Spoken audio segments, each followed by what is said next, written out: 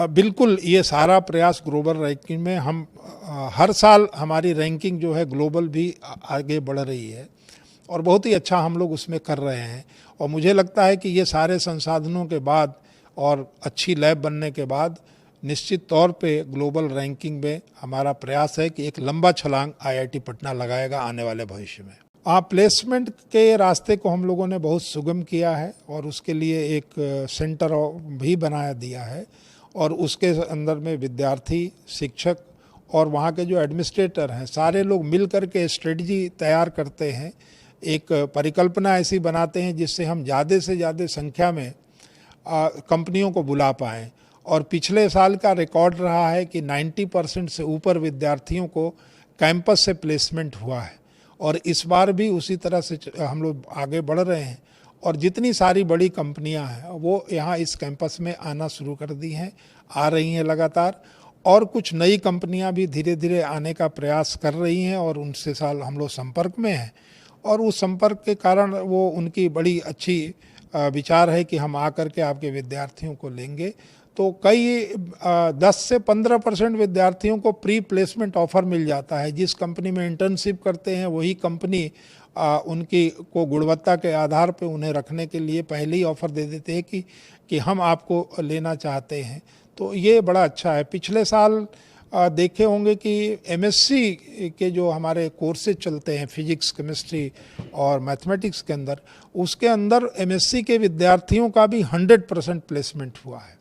तो ये मेरे दे रहा है उदाहरण कि आईआईटी पटना अपने काम में आगे लगा हुआ है और धीरे धीरे आज अच्छे दिशा में हम प्रगति कर रहे हैं और हमारे जो शिक्षकों के और विद्यार्थियों के जो प्रयास हैं वो सफलता को ले आ रहे हैं। ये बहुत ही गौरवान्वित करने वाली उपलब्धि है आईआईटी पटना के लिए। खासकर ये सेकेंड जनरेशन आईआईटी है और हम कुछ पहले जनरेशन के आईआईटी जो 30 साल 40 साल पुराने हैं उनके भी थोड़ा सा आगे आए हैं। इसमें हमारे विद्यार्थियों और शिक्षकों और कर्मचारियों सभी का अत्यंत ही स्नेह और सौहार्द रहा है, जिसके कारण कि हम लोग ये उपलब्धि हासिल कर पाए।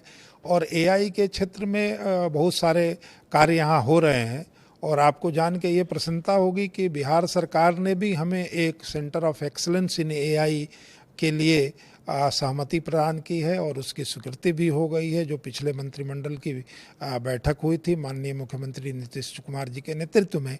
और उसके लिए कल ही वहाँ की टीम आई थी जिसने कि जगह को देखा है। उन्हें 30,000 स्क्वायर फीट की एक एरिया हम लोगों को देनी है जिससे कि वो व्यवस्थित हो पाए, जिससे बिहार के और अन्य क्षेत्रों के विद्यार्थियों को एआई के बारे में पूरी तरह से जानकारी प्राप्त हो पाए।